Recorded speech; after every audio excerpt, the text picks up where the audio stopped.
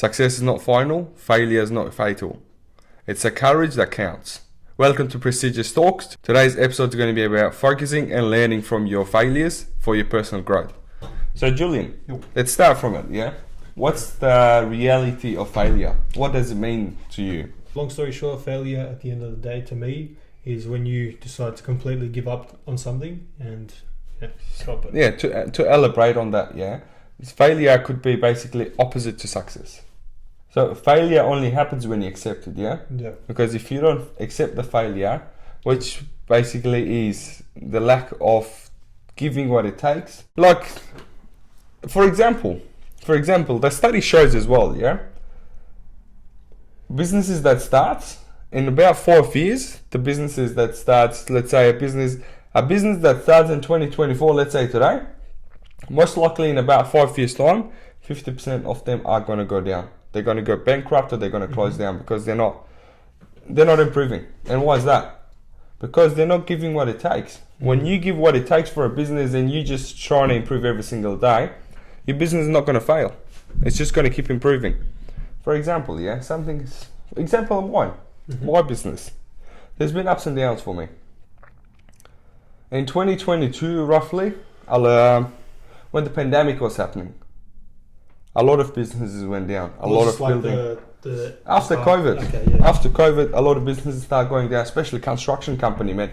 Well, a construction company was the second top industry that was going bankrupt in Australia. Heaps, man.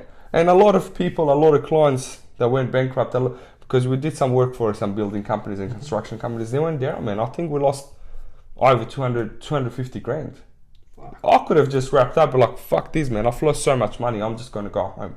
I don't want to do this anymore. But for me, then I was like, nah, it's a business. This kind of things happen. I just need to make sure that it doesn't happen again. So what I did, I put a system together that I made sure that we are getting our payments on time so we don't get fucked over like that again. Yeah, so that actually happened to me as well, surprisingly. So now I've sold the cafe and stuff, but I had that for about a year and a half. But yeah, man, it was the same thing. Like, it was the first 10 months. So originally I had it with my cousin, and it was the first 10 months of it. We weren't making any money or anything. And then, he's got his family business as well, and his business, and it's martial arts, and they got really busy there. So he's like, you know what, let's just sell it at a loss and move on. Yeah. And that's just something that didn't sit right with me. So then that's when I sort of took matter into my own hands, and I had it for another year after that. And I didn't accept it. There was just something in my brain that wouldn't let me, to accept that. So 10 months later, a year later, I've tripled the business. Now I can actually sell it at a profit, which is what I did. And yeah, man, that's so at the end of the day, what I'm trying to say is I didn't accept that failure. What I did was I took matters into my own hands, and I sort of thought through how I can actually lift up whatever it is that someone else may be doing. Personally, me, it was the business. Yeah. And then, man, so it was actually, it's a good feeling too, because then you got something to reflect on, like when you're at your lowest point. Exactly. That's how it is, especially most of entrepreneurs, Let's say even all of the entrepreneurs, they fail before they find the technique to succeed. They do, man, because they're learning. They take it as a lesson instead of taking it as a hit to them. Of course, like when you fail, it's a hit, like it's attack towards you, But it just depends what kind of mindset you have and how you're going to take it.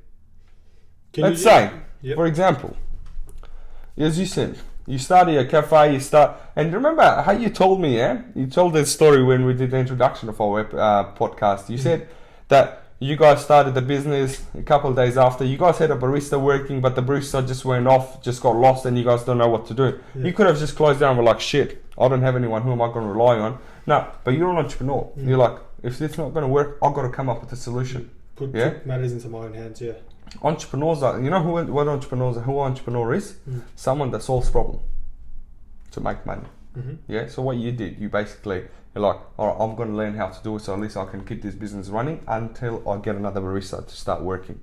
So you made it happen. You didn't take it as a failure, You got your lesson. You were not relying on someone else. You always had a backhand on you, like you had 1 or 2 baristas working. If one's not turning up, you have the next one. If that one doesn't turn up, at least you know what to do so you can keep your business running. Of course. And obviously at the start, for the people that didn't see the introduction, I actually didn't even know how to use a machine. We just basically YouTubed it and went from there, you know. And wasn't there? I heard something about the author of Harry Potter. What was his name? J.K. Rowling. J.K. Rowling, man. Tell us. The story of that one, yeah? How she was doing the Harry Potter series, yeah? She was not succeeding. She failed many times. But she had to keep going. She kept going, and she became one of the best authors in the world. Well, because she didn't give up, man. She didn't give up. And wasn't it like something where... Sorry. And now it's one of the most famous series. You know it, I know it, a lot of kids would know it. I would say a lot of people would know about Harry Potter. Harry Potter, it's one of the biggest things in the world, man. It is. Everyone man. knows it. It's just, that's the thing, man. Like, she just didn't give up. She knew her idea was right. She might have to do a bit of twitches around. Like, when you have the idea, you believe it in yourself. She had the belief. It's a belief system, yeah? Like, when you know this is right, maybe there's some twitches that you got to be making to make it work. You just got to do that. It's not, because everyone's got the idea. Everyone has the idea. It's about bringing the idea to action, because action is going to give you rewards. Yeah, the idea is not just going to give you the reward itself. Have you heard of the saying, actions speak louder than words? 100% we have. There you go. So it's the same shit. That's the thing, man. That's the thing. And now I'll give you another example, man. So it's when I was doing kickboxing. Yeah. I want to get back. Obviously, I'm going to get back into it soon. But and I used to do sparring classes all the time. And there was a guy there. Actually, he came from a taekwondo background. He was like for 8 years, man. He was doing taekwondo. Taekwondo, boxing. Okay, so I was sparring in Muay Thai. Yeah. And I was sparring in boxing as well. So I'm used to, in Muay Thai, you got these certain chopping kicks. You got the question mark kicks. You check it a certain way. Even with the boxing, man, you're deflecting off the punches. You're moving around. There's different places where you have to look at where someone's going to punch you.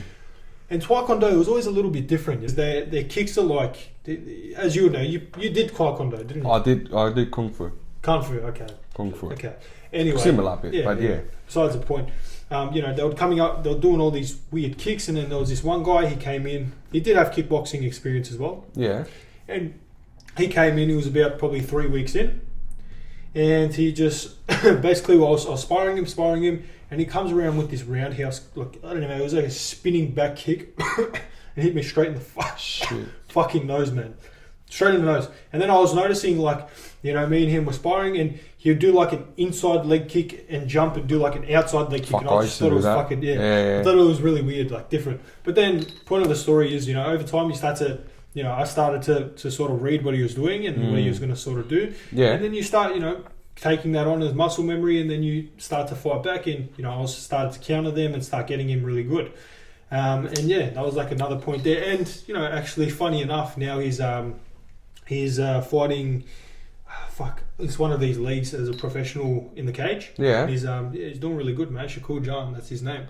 I saw him the other day. Bumped into him. Afghan guy. He's really good. I think he went. I think he went to my school or something. If I'm not wrong. Nice. But you see, this comes out the psychology side of it. Yeah. Even the psychologists. I watched this video. Yeah. The psychologist was saying failure is a way to improving your personal growth and improving your abilities as well. Because when you fail, you know what section you are weak. And you improve at that section, yeah? So when you start improving, what are you doing? You're becoming better, yeah? And that's how it is. Like, you should not take the failure as a negative way, say, like put self-limiting beliefs in you. Like, we talked about this on another episode as well, that you tell yourself, I can't do it because I failed. No, you should be like, look, I can do it. And I can improve. I'll just fix my mistakes. That's what it is, man. That's how I see it. What kind of tips you have for our audience and... for like anyone watching, what would you say how to overcome your failure and how to take it as a personal growth and use it in a good way, use it as a positive way? So for me personally, the way I think is, I might have said this in another episode, but I tend to, in a way, think about the end goal. Like think of, okay, for example, I want to go fucking whatever it is, man. I look at myself at where I want to be from where I am now, and which motivates me. But then, even when you're sort of doing things that are getting you there, you just got to understand, which is what I did. And I understood that it wasn't going to be easy to own a cafe. It wasn't going to be easy to wake up at 5 a.m. every single day and drive fucking 45 minutes to 50 minutes in the morning to get there and then open up. And it's all new to me. But I knew that I would, come into all these problems, which I did, and I've overcome it. And that's what builds you as a character. So, that from that sort of experience, it's actually come onto me now. So then when I put my head into anything, you just have to keep proving yourself right. And that's sort of what tip I have for myself personally, is because I have something to back myself up. Yeah.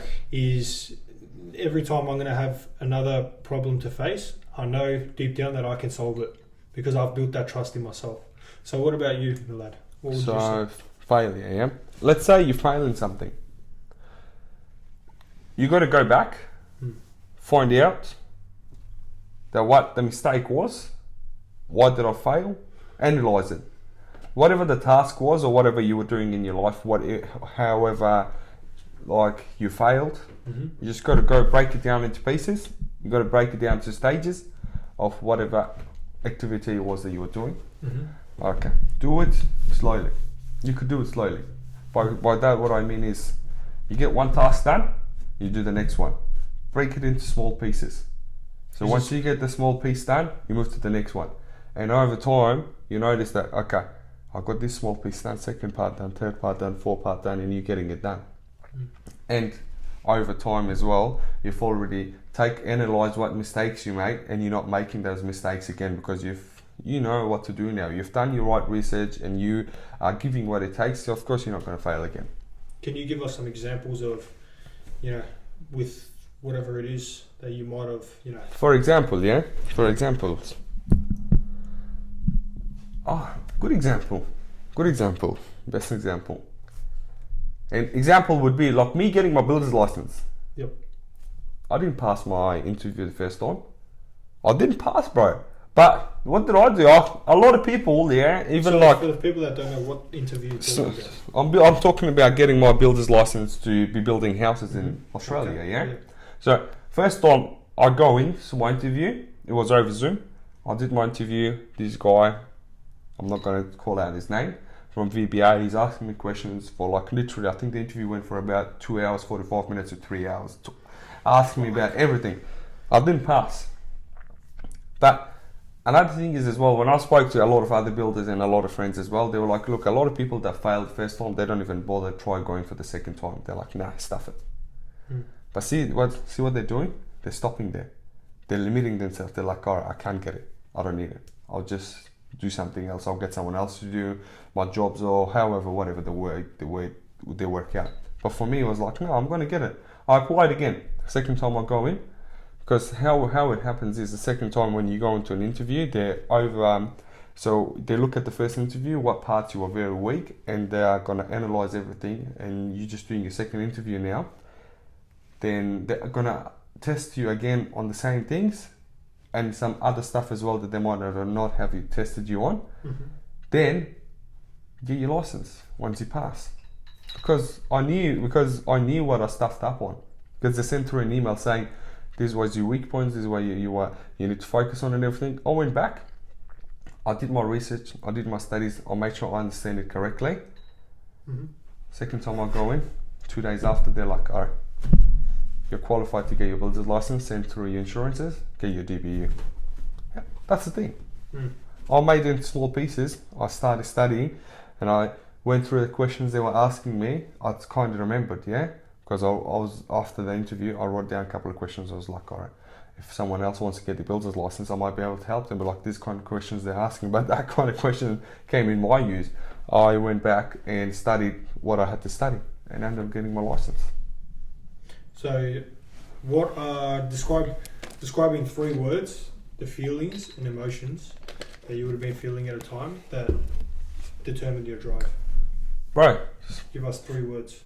3 words would be determination, discipline, and belief. I had all these 3 in me. I was like, I'm going to do it again. I didn't give up because I didn't take that as a failure. It was actually a good thing. Like, I felt kind of happy. I was like, good that I failed. I took it in a positive way. Like, alright, maybe there's something for me to learn. It was a good thing. It's not like I'm just going to go blind on site having a license that I don't know shit. It means it was good for me to go back and focus on this kind of things. Positive. Yeah, and like, even if like, you know, you see friends and stuff, in a way, you know, wanting to give up, but the thing is, once you have that sort of thing of like that mindset of failure is only determined for when you give up, you start to see the people around you that tend to give up, and then their lack of focus is obviously it's there because, you know, once they've stopped and they basically get told that they can't do it, or something goes wrong and they just give up, they don't see past that point. Now, once you adapt that mindset, you get to see from where they fucked up and to how much more potential they would have had, you know. So then once and I guarantee you, if I was to implement that sort of thinking into you know, we'll call it the weaker mindset or the weak mindset, then if they saw that point, which is coming back to what I said, of, you know, I'm always seeing that end goal, and then I know that there's going to be bumps on the way to get there, but that's not going to stop me from driving straight, you know. Yeah, so exactly. that's exactly the same thing as how I see other people, you know, giving up. If we were to swap the mindset, I guarantee you they'll fucking barrel through it. 100%. No matter what it is. So what you basically telling the audience is failure as a part of the journey to success. Yes. That's what it is. And you just got to understand, you got to really understand that. I've gone through like the first 10 months of the cafe. I talked about this in the introduction. Yeah. You know, the first 10 months I didn't even take fucking a cent. I was actually pocketing out money from the cafe. So, you know, it was one of my lowest points ever. And I just, there was some spark in me that just wouldn't stop. So, you know, 2 years later, after 10 months, probably about, a year later, I switched the fuck on properly. And, you know, you have to go, have you heard the saying, the depth of your struggle determines the height of your success? 100% I have. You have heard and that. How good is that? So look, yes, I was at my lowest point. I wouldn't say I'm the highest success right now, but, you know, on the way to it. Profit, yeah. And it's not even that, man. You know, even if I don't make millions out of this place, you can't buy the experience that it gives you. 100%. For the character building, not for fucking making coffees, bro. Think about you go to your next business. Think about you go to your next business, the kind of experiences you have. And exactly, that's like, and I saw this other thing too. You wouldn't have seen this. I don't think anyway. It was this one of these entrepreneurs. I forgot his name, but he was talking about different business. He was a business broker and an entrepreneur at the same time. So, you know, he sold businesses. Yeah. And he's like, I get a lot of clients coming to me and asking me, what business should I start? And I get a lot of other younger people come to me and say they want to start a cafe. They want to start a cafe. They want to do this. They just want a cafe. And what he was saying, and I know exactly why he was saying this, is when he goes back to his when he goes back to his clients, he basically says, you got to realize something. It is one of the hardest businesses to run because you have to wake up so fucking early every day. Your margins are very low. So you're going to have to sell a lot of it. And it's like a lifestyle, man. It never stops. You've always. Interestingly, I've seen this video. You have seen it. Cafes have the lowest margins in business. They do. So that's really where the character was built, you know. So I've gone through a lot of shit. First 10 months, I didn't make any money. I was actually losing money. And then, I just had to really put my foot down and you know, even just sit there for a bit and just get myself together and realize that I pictured my future and how it would be. So like, you know, the shop being fucking busy, you know, pumping out coffees and food and, you know, making it successful. And which is, you know, and that does fall under the category of manifestation too. But people, they have to put action in to get that manifestation into reality. Absolutely. Because people, I see it all the time. Oh, you see these girls, man, like no disrespect to anyone, but like no names or anything like that, but you see, I'm manifesting this. Manifesting what? You're not going to sit there and manifest you in a fucking Lamborghini. Maybe if you're a girl, because, you know, girls have it a lot easier than the guys. 100%. That's just a fact. But yeah, man. That's the thing. Another last tip that I would give you would be surrounding yourself by the right community and getting advice from the right people, going for mentorships as well. Sometimes when you're failing in your business or failing in any sort of trying to learn something, I would suggest that go to an expert, go to a mentor. They'll help you. There's so many sources you could be doing, man. Surround yourself. Sometimes you have to pay for mentors, which most time you have to pay for mentors. Just pay them. If you want the good stuff, you got to pay for it. Yeah, and I think you got to really watch out who you talk to as well. If that person isn't in the position that you want to be, don't let them, make up your mind for you. The saying goes, yeah. If you want to buy a Ferrari, don't get an advice from who? The Toyota driver. The Toyota driver. That's it, man. But there is some nice Toyotas, don't get me wrong. The conclusion of this episode is take the failure as steps towards your success. This has been Prestigious Talks. Don't forget that you got to focus on the failure to achieve growth. This is Julian, Milad, and ciao. Never give up.